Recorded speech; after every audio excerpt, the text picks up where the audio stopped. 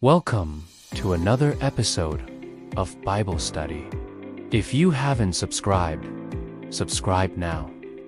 Let's dive into Genesis 47, where Jacob meets Pharaoh. One day, Joseph went and told Pharaoh, "My father and my brothers have arrived from Canaan with their flocks and herds and everything they have.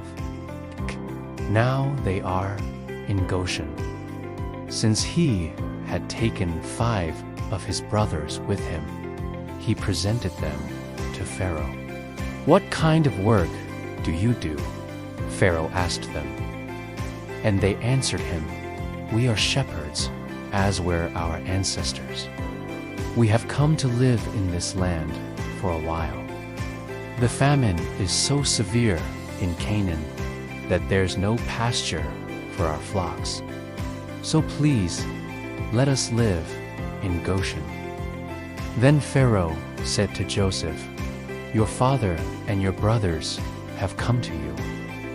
All of Egypt is available to you. Have your father and your brothers live in the best part of the land. Let them live in Goshen. If they are qualified, put them in charge of my livestock." Then Joseph brought his father Jacob and had him stand in front of Pharaoh. And Jacob blessed Pharaoh. Pharaoh asked him, "How old are you?" Jacob answered Pharaoh, "The length of my stay on earth has been 130 years. The years of my life have been few and difficult, fewer than my ancestors' years." Then Jacob blessed Pharaoh and left. As Pharaoh had ordered, Joseph had his father and his brothers live in the best part of Egypt, the region of Ramesses. He gave them property there. Joseph also provided his father, his brothers, and all his father's family with food based on the number of children they had. Joseph acquires all the land in Egypt for Pharaoh. The famine was so severe that there was no food anywhere. Neither Egypt nor Canaan were producing crops because of the famine. Joseph collected all the money that could be found in Egypt and in Canaan as payment for the grain people bought. Then he took it to Pharaoh's palace. When the money in Egypt and Canaan was gone, all the Egyptians came to Joseph. "Give us food," they said. "Do you want us to die right in front of you? We don't have any more money." Joseph replied, "If you don't have any more money, give me your livestock, and I'll give you food in exchange." So they brought their livestock to Joseph, and he gave them food in exchange for their horses, sheep, goats, cattle, and donkeys. During that year, he supplied them with food in exchange for all their livestock. When that year was over, they came to him the next year. "Sir," they said to him, "you know that our money is gone, and you have all our livestock. There's nothing left to bring you except our bodies and our land. Do you want us to die right in front of you? Do you want the land to be ruined? Take us and our land in exchange for food. Then we will be Pharaoh's slaves, and our land will be his property.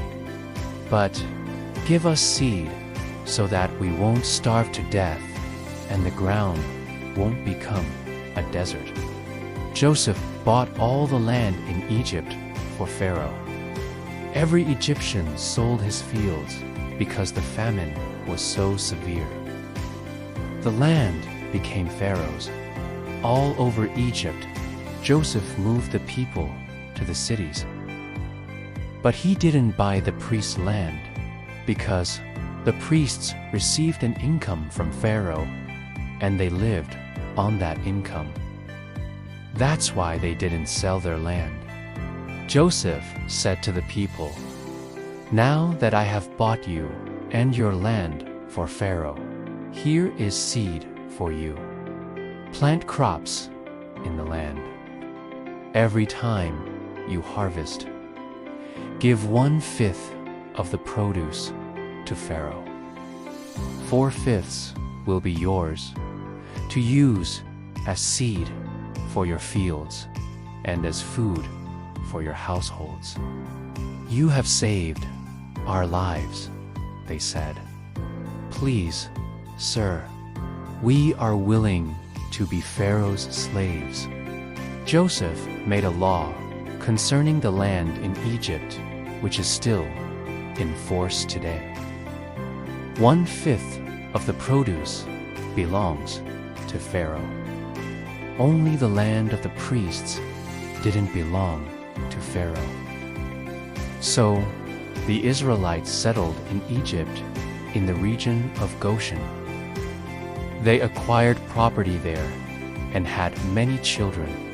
Jacob lived in Egypt 17 years, so he lived a total of 147 years. Israel was about to die. He called for his son Joseph and said to him, "I want you to swear that you love me and are faithful to me. Please don't bury me here. I want to rest with my ancestors. Take me out of Egypt and bury me in their tomb."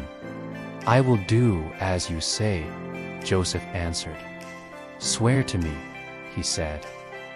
So Joseph swore to him. Then Israel bowed down in prayer with his face at the head of his bed. Teachings from Genesis 4:7-1. God provides in unlikely places. Egypt, once a land of slavery, becomes a place of refuge and provision.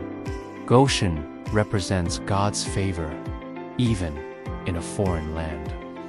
Psalm 23:2-5. You prepare a table before me in the presence of my enemies. 2. Wisdom in leadership brings prosperity. Joseph manages the crisis with righteous wisdom. Fair trade, long-term planning, national stability. Good governance is a biblical virtue. 3. Faith sees life as a pilgrimage.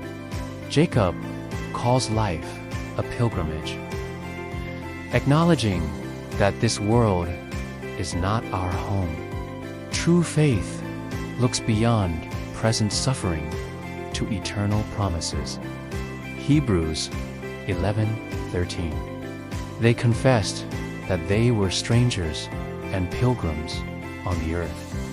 4. Spiritual authority can bless secular power.